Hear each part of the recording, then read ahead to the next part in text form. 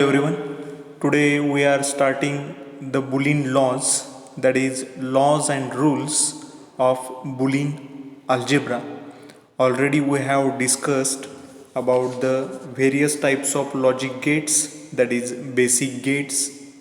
There are three types: AND gate, OR gate, NOT gate. Then universal gate, there are two types. One is NAND gate and then NOR gate, and last one is derived gate or special purpose gate, that is XOR gate or XNOR gate. Now looking to the next, Boolean laws. या लेक्चरमध्ये आपण bullion lodge आणखी D Morgan's theorem याच्याबद्दलचा जो study आहे तो discuss करणार आहोत. Bullion लॉजमध्ये पहिला आहे तो कॉम्युटेटिव्ह lodge. Commutative laws: any binary operation which satisfies the given expression is called as a commutative laws. The commutative laws are applied to addition and multiplication. For addition, the commutative law states in terms of the result the order in which variables are arrayed makes no difference. म्हणजे त्यांना काय सांगायचं आहे कॉम्युटेटिव्ह लॉमध्ये? दिलेला जो formula आहे ॲडिशनचा, a plus B is equal to b plus a, म्हणजेच याचा जर सिक्वेन्स जरी चेंज केला, म्हणजे ए प्लस बीच्या ऐवजी तुम्ही बी प्लस ए जरी घेतला तरी येणारा दोन्हीकडे रिझल्ट जो असणार तो काय असणार आहे? सेम असणार आहे. For example, consider A is equal to 2 and B is equal to 3. Then the addition A plus B is 2 plus 3 5. Then B is 3 and a is 2, b plus a means 3 plus 2 is 5, means 5 is equal to 5. म्हणजे a plus b करा किंवा b plus a करा, addition कशीही दोन्हींची काय येणार आहे? Same येणार आहे. याच्यामध्ये काही चेंज होणार नाही. याला म्हणायचं commutative law applied to the addition. Okay.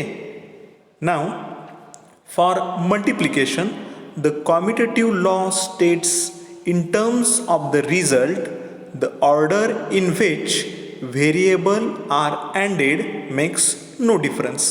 ORed means, इथं जे मेन्शन केलेलं आहे ORed, ते ORed म्हणजे काय येतं की ॲडिशन. आणखी इथं जे मेन्शन केलेलं आहे ANDed, ते ANDed म्हणजे काय येतं? मल्टिप्लिकेशन. ओके. म्हणजेच आता फॉर मल्टिप्लिकेशनमध्ये ए इंटू बी, ए आपण किती धरलेला आहे? 2. बी किती धरलेला आहे? 3. 2 गुणिले 3 किती येणार? 6 is equal to b plus a, b into A.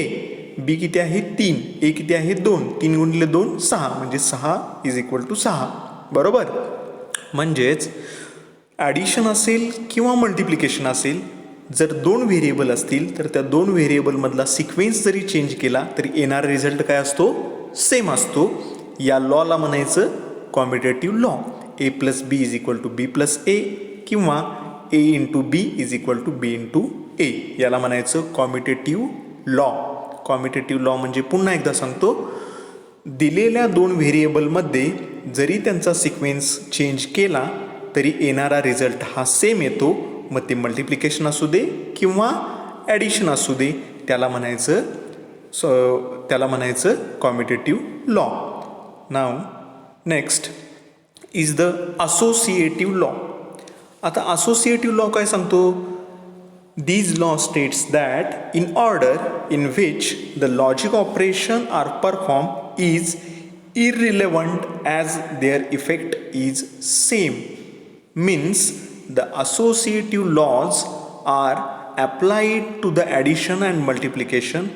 For addition, the associative law states when ORing more than 2 variables, the result is the same regardless of the grouping of the variable. म्हणजेच जे आपण कॉम्युटेटिव्ह लॉमध्ये केलं ॲडिशनचं, तेच आपण associative लॉमध्ये करणार आहोत. फक्त कॉम्युटेटिव्ह लॉमध्ये 2 variable होते, आता असोसिएटिव्ह लॉमध्ये काय आहे? 3 व्हेरिएबल आहेत आणि यांच्यामधलं जे ऑपरेशन आहे ते सेमच आहे. ऑपरेशन सेमच म्हणजे इथं कोणतं ऑपरेशन आहे? ॲडिशन म्हणजे ॲडिशनच आहे सगळीकडं. मल्टिप्लिकेशनचं जर आपण पुढं बघणं असेल तर मल्टिप्लिकेशनच असेल त्याच्यामध्ये. ओके. आता यामध्ये काय दिलेलं आहे तर ग्रुपिंग केलेलं आहे. आता ग्रुपिंग ऑफ द व्हेरिएबल म्हणजे पहिलं जे आपण जर फॉर्म्युला बघितला तर a plus bracket b plus c bracket complete म्हणजे बी प्लस सीचं ग्रुपिंग केलं आहे is equal to A plus b याचं ग्रुप केला ब्रॅकेट कंप्लीट प्लस सी. आता यामध्ये कन्सिडर करा here A is equal to 2 okay, B is equal to 3 and C is equal to 4. तर ह्या व्हॅल्यू आपण घेऊया. तर पहिला जर ब्रॅकेट मी सॉल्व करायला घेतला ए प्लस ब्रॅकेटमध्ये बी प्लस सी तर 2 अधिक ब्रॅकेटमध्ये 3 अधिक 4 पहिल्यांदा ब्रॅकेट सोडवायचा असतो. 3 अधिक 4 किती झाले 7 अधिक ए किती आहे 2 आहे म्हणजे 9 झालं. त्यानंतर बरोबर बाजूच्या जे उजव्या साईडची बाजू आहे ती ए प्लस बी पहिला सॉल्व करूया. ए प्लस बी किती आहे 2 अधिक 3 5 प्लस सी 4 असेल 5 अधिक 4 9 म्हणजे दोन्हीकडे किती आले 9 9 करेक्ट. म्हणजेच regardless of the grouping result is same. Okay, now looking to the next for multiplication the associative law states when adding more than 2 variables the result is the same regardless of the grouping of the variables. म्हणजे वरती ज्याप्रमाणे केलेलं आहे ॲडिशनसाठी तेच करायचं आहे आपल्याला कशासाठी तर मल्टिप्लिकेशनसाठी. त्यामध्ये पहिला आहे ते ए ब्रॅकेटमध्ये कुणाचा ग्रुप केलेला आहे बी आणि सीचा केलेला आहे bracket complete is equal to a आणि बीचा परत ग्रुप तयार केला इंटू सी आलं. मग अशी ज्या व्हॅल्यू घेतलेल्या आहेत त्या रिमाइंड करा. A is equal to 2 B is equal to 3 C is equal to 4. त्या जर व्हॅल्यू मी पुट केल्या तर पहिल्यांदा मला ब्रॅकेट सॉल्व करायला पाहिजे. बी आणि सीची व्हॅल्यू 3 आणि 4 आहे यांचा गुणाकार 3 इंटू 4 4 त्रिकम 12 गुणिले 2 म्हणजे एची व्हॅल्यू 2 आहे ना 12 गुणिले 2 24 म्हणजे लेफ्ट हँड साईडला व्हॅल्यू आपल्याला आलेली आहे 24. उजव्या साईडची व्हॅल्यू बघूया ए इंटू बी. ए किती आहे 2 बी किती आहे 3 3 दोन्ही 6 आणि सीची व्हॅल्यू किती आली 4 म्हणजे 6 गुणिले 4 साइन चोक 24 म्हणजे दोन्हीकडे आलेल्या व्हॅल्यू कशा राहिल्या सेम राहिल्या. म्हणजेच असोसिएटिव्ह लॉ काय सांगतो की जर व्हेरिएबल्स मोर दॅन 2 असतील आणि त्यांच्यामधलं ऑपरेशन जर सेमच असेल तर येणारं जे रिझल्ट असेल तो रिझल्ट देखील सेम राहील regardless of grouping of the व्हेरिएबलचे तुम्ही कसेही ग्रुपिंग केला तरी त्याच्याशी काही याचं घेणं देणं नसणार आहे. बरोबर आहे. म्हणजेच competitive law states that if there is a 2 variable then the result will be same. Associative law states that if the variable are more than 2 and the operation is same हे महत्त्वाचं ऑपरेशन इज सेम म्हणजे addition असेल तर सगळीकडे throughout ॲडिशनच असली पाहिजे. Multiplication असेल तर सगळीकडे थ्रूआउट मल्टिप्लिकेशनच असलं पाहिजे तर मग येणारं जे रिझल्ट असेल तो कसा असणार आहे सेम असणार आहे. Then next is the distributive law. तर distributive law this law states that if the bracket is solved it gives same answer on both sides. म्हणजे आता कन्सिडर करा की ए ब्रॅकेटमध्ये बी प्लस सी आहे बघा. मग तो जर मी ब्रॅकेट सॉल्व केला तर ए म्हणून काय आतमध्ये मल्टिप्लाय करणार ना एनं आतमध्ये मल्टिप्लाय केलं काय होणार ए इंटू बी बरोबर आहे प्लस एनं आता कशाला मल्टिप्लाय करायचं आहे सीला म्हणजेच काय येणार a into c. The distributive law is the factoring law. A common variable can be factored from an expression just as in ordinary algebra that is ab plus ac is equal to a common काढला आतमध्ये b plus c म्हणजे a न आतमध्ये multiply केला तर ab plus ac येईल किंवा ab plus ac मधून a कॉमन काढला तर आतमध्ये b plus c राहील. येणारा रिझल्ट सेम येतोय का चेक करूया. Here again you have to take a is equal to again 2 B is equal to किती घ्यायचं आहे 3 C is equal to 4. Okay, आता असा पुट केल्यानंतर येणारी व्हॅल्यू बघूया. A B plus A C A B म्हणजे 2 गुणिले 3 तीन दोन्ही किती झाले 6 झाली, प्लस AC म्हणजे 2 गुणिले 4, 4 दोन्ही 8, 6 आणि 8 14, म्हणजे एकाची बाजू आली किती 14 आली. आता A ची व्हॅल्यू 2 पुट करा, आतमध्ये B प्लस C, 4 आणि 3 7, 7 दोन्ही 14, म्हणजे दोन्हीकडे व्हॅल्यू कशा आलेल्या आहेत 14, 14 दोन्हीकडे व्हॅल्यू आलेले आहेत. त्यामुळं आपलं जे आउटपुट आहे ते सॅटिस्फाय झालेलं आहे. ओके, आउटपुट आहे ते सॅटिस्फाय झालेलं आहे. त्याच्या खाली जे मेन्शन केलेलं आहे ते आहे त्याची इक्विव्हॅलंट सर्किट, म्हणजेच त्याला जे उपयुक्त पडणारे जे गेट आहेत ते गेट घेऊन तयार केलेले आहेत. म्हणजेच फॉर एक्झाम्पल पहिल्यांदा बघा A into bracket B plus C, याच्यासाठी काय केले बघा, B प्लस C प्लस म्हणलं की कोणतं गेट येतं, addition gate, or gate, correct. म्हणून B आणि C वरती घेतला आहे, त्याच्यामध्ये कुठलं गेट लावलेलं आहे, ऑर गेट लावलेलं आहे, करेक्ट. म्हणजे B प्लस Cला ऑर गेट लावलं, B आणि C हे त्याचे इनपुट झाले, येणारं आउटपुट काय असणार या दोन्हींची बेरीज, म्हणून आउटपुटला काय आलं B प्लस C आलं, करेक्ट. देन आता ह्या B प्लस Cचं A सोबत काय करायचं आहे, गुणाकार करायचा आहे. गुणाकार करायचा म्हटल्यानंतर कोणतं गेट घ्यायला पाहिजे, अँड गेट. म्हणून A दिलेला आहे, डायरेक्ट अँड गेटला जोडला, पुढं वरून आलेला B प्लस C, कारण 2 इनपुट दिलेले आहेत, एक B प्लस Cचं इनपुट, एक Aचं इनपुट, आणि याचा आउटपुट म्हणजे काय मला मिळालं X. X is nothing but A into bracket B plus C, म्हणजे या दोन्हींचा गुणाकार. समजतंय? पुन्हा एकदा सांगतो, पहिली diagram A into bracket B plus C हे काय रिप्रेझेंट करतं की आता हे आपण म्हणायचं बुलिन एक्सप्रेशन, बुलिन सर्किट काढलं ॲक्च्युअलमध्ये.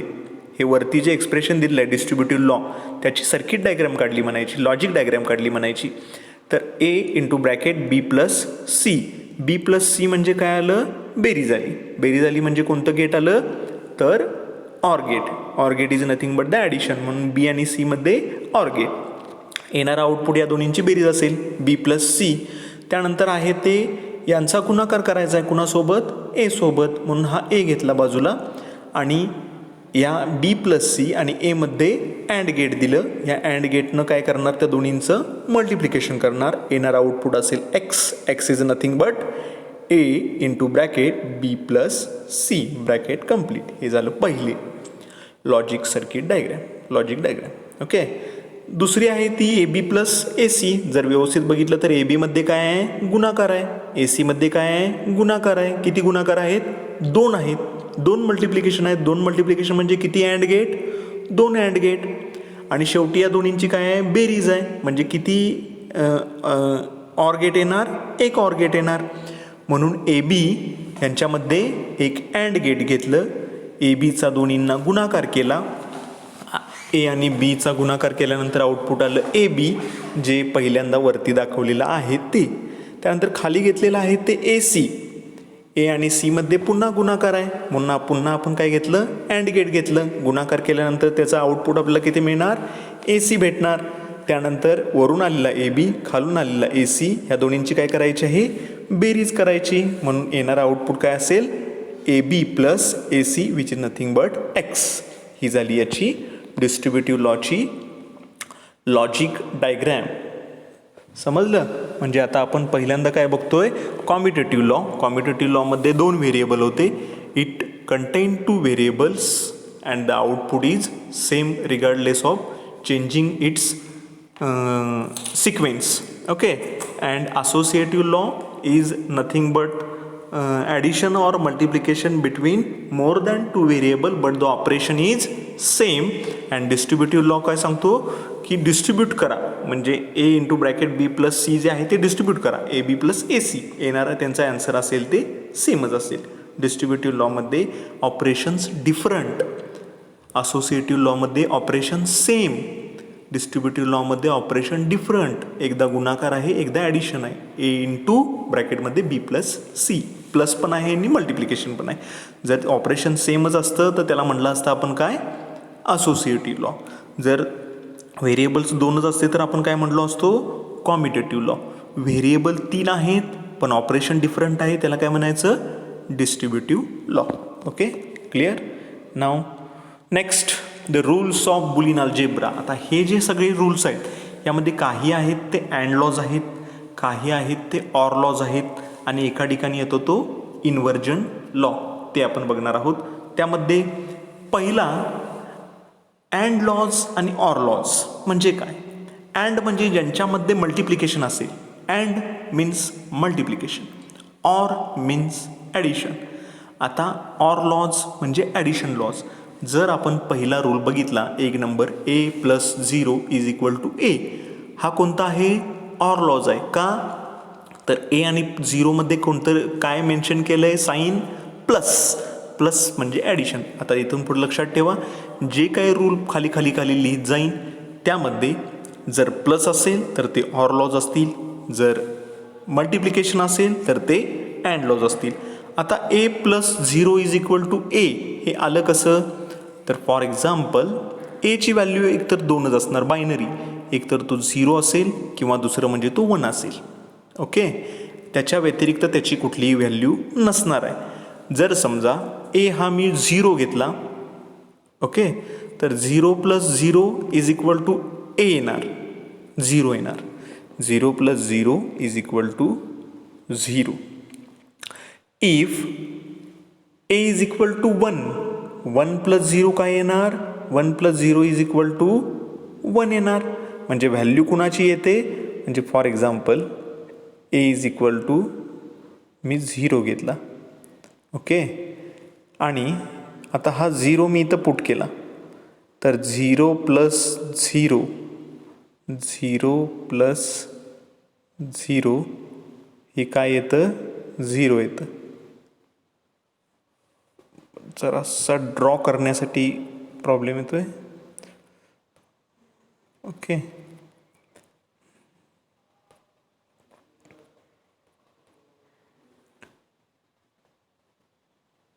ए इज इक्वल टू 0 पुट केला आणि A is equal to 1 put केला.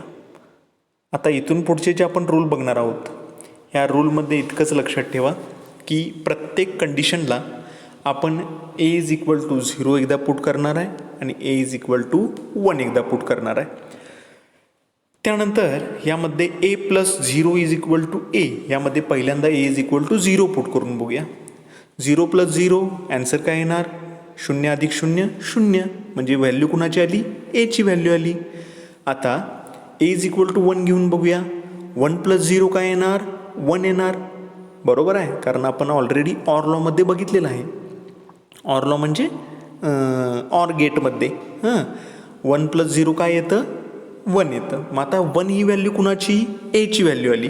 म्हणून पहिला रूल काय सांगतो, तर 0 बरोबर जर एची ॲडिशन केली तर येणारी संख्या ही ए असते. मग ए म्हणजे हा कुठलाही व्हेरिएबल, तुम्हाला आवडत असेल B+0 इज इक्वल टू बी घ्या.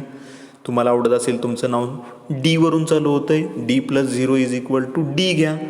म्हणजेच काय, कोणत्याही व्हेरिएबलची जर 0 बरोबर बेरीज केली तर येणारी संख्या ही ती व्हेरिएबल असते. व्हेरिएबल म्हणजे तो particular alphabet. Okay, now looking to the next one, A+1 is equal to 1. ठरल्याप्रमाणे A is equal to 0 put करायचं आहे. 0+1 किती येणार, 1 येणार, 0 अधिक 1 1. ए इज इक्वल टू 1 पुट करून बघूया. 1+1 किती येणार, 1 येणार, 2 येणार नाही, कारण ही बायनरी सिस्टीम आहे. बायनरी सिस्टीममध्ये एकतर ॲडिशन 0 येते किंवा 1 येते. 1+1 किती येणार, 1 येणार, म्हणजे येणारी संख्या काय येते, एची व्हॅल्यू येते का, नाही येत, 1 येते, 1. कारण एच्या ठिकाणी ज्या वेळेला 0 पुट करीन त्यावेळेला 0+1 इज इक्वल टू काय येतं, 1 येतं, 0 येत नाही, 1 येतं, म्हणून येणारी संख्या 1. म्हणजे दुसरा नियम काय सांगतोय, हा देखील ऑर लॉज, कारण याच्यामध्ये ॲडिशन आहे. म्हणजेच कोणत्याही व्हेरिएबलची जर एकाबरोबर बेरीज केली तर येणारी संख्या ही 1 असते. हा झाला नियम दुसरा, rules of Boolean algebra in the or laws. Okay, now next one is third, A into 0 is equal to 0. आता हा कोणता लॉ आला, तर हा अँड लॉ, कारण याच्यामध्ये काय आहे, मल्टिप्लिकेशन आहे. एचा गुणाकार जर 0 बरोबर केला तर येणारी संख्या ही 0 असते. कसं बघूया, ए इज इक्वल टू 0 पुट करा, 0 इंटू 0 काय झाला 0 झाला. ए इज इक्वल टू 1 पुट करून बघा, 1 इंटू 0 किती झाला 1 इंटू 0, एकाची गुणाकार शून्याबरोबर केला शून्यच येणार. म्हणजे येणारी संख्या काय येते दोन्ही ठिकाणी शून्यच येते. ए ही येत नाही कारण ए मी एकदा शून्य घेतला एकदा 1 घेतला आहे. शून्य किंवा 1 येतोय का आउटपुट नाही येत, शून्यच येतोय. म्हणून येणारी आउटपुट किती येतं शून्यच येतं. म्हणून नियम नंबर 3 काय सांगतोय, कोणत्याही व्हेरिएबलचा गुणाकार शून्याबरोबर जर केला तर येणारं उत्तर हे शून्यच असतं. बरोबर आहे. ए into 0 is equal to 0 if any variable is multiplied with the 0 then the output is 0. Now the next one is if any variable, fourth one, any variable means a is multiplied with 1 then the output is a. कसं ते बघूया. ए एकदा एच्या ठिकाणी 0 put करा, एच्या ठिकाणी 1 put करा. एकदा काय करा, वही हातामध्ये घ्या, वही घ्या, पेन घ्या आणि वहीने पेन समोर ठेवून ए इंटू 1 इज इक्वल टू ए असं लिहायचं समोर आणि एच्या ठिकाणी एकदा 0 टाकायचं. येणारं उत्तर काय येते बघायचं, 0 येणार. म्हणजेच ए हा 0 गुणिले 1, 0 गुणिले 1 0. त्यानंतर एच्या ठिकाणी एकदा 1 पुट करा, 1 इंटू 1 काय आलं 1 आलं. मग 1 आणि 0 ही कुणाची व्हॅल्यू आहे एची व्हॅल्यू आहे, म्हणून येणार आउटपुट ए. हे सगळं करून बघा एकदा, म्हणजे तुम्हाला आउटपुट ते तसं काय येतं ते समजून जाईल. म्हणजेच पहिले 2 रूल आहेत ते कुठले रूल आहेत तर ऑर लॉज आहेत. पुढचे 2 रूल आहेत ते कुठले रूल आहेत अँड लॉज आहेत, कारण वरच्या दोन्हीमध्ये ॲडिशन आहे, त्यानंतर 3 आणि 4मध्ये मल्टिप्लिकेशन आहे. नाव लुकिंग टू द नेक्स्ट. आता पुन्हा एकदा प्लस आलेला आहे म्हणजे हा ऑर लॉज आहे. A plus A is equal to a. त्याच संख्येची त्याच संख्येबरोबर बेरीज केली, त्याच व्हेरिएबलची त्याच व्हेरिएबल बरोबर बेरीज केली तर येणारी संख्या ही तीच व्हेरिएबल येते. If the variable is added with the same variable then the output is that variable. तोच व्हेरिएबल येणार. कसं बघूया. एच्या ठिकाणी 0 पुट करून बघा, 0 प्लस 0 इज इक्वल टू 0. बरोबर आहे. त्यानंतर एच्या ठिकाणी 1 पुट करून बघा, 1 प्लस 1 इज इक्वल टू 1. म्हणजेच येणारी संख्या ही एच येते. Then next A plus A bar is equal to 1. आता ए बार म्हणजे काय हा मी सांगितलेला आहे. डोक्यावरती जर रेष ओढली त्याला म्हणायचं ओव्हर बार. ओव्हर म्हणजे वर, बार म्हणजे रेष. बार म्हणजेच काय आला कॉम्प्लिमेंट आला. Not gate. नॉट गेट काय सांगतोय, जर एखादी संख्या ही 0 दिली तर आउटपुट त्याचं 1 येतं. जर एखादी संख्या 1 दिली तर आउटपुट त्याचं 0 येतं. If the 0 is given to the NOT gate then the output is 1. If the 1 is given to the NOT gate then output is 0. A is equal to A bar. म्हणजे आहे त्याचं काय करणार, तो कॉम्प्लिमेंट करणार किंवा कन्व्हर्जन करणार किंवा इन्व्हर्जन करणार. बरोबर आहे.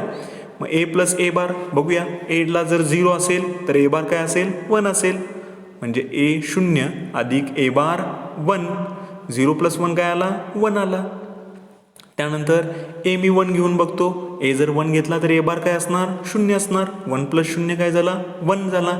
म्हणजेच ए आणि ए प्लस ए बारमध्ये तुम्ही ह्या व्हॅल्यू काहीही घेतल्या, 0 घ्या एकदा, एकदा 1 घेऊन बघा, आउटपुट काय येणार 1च भेटणार.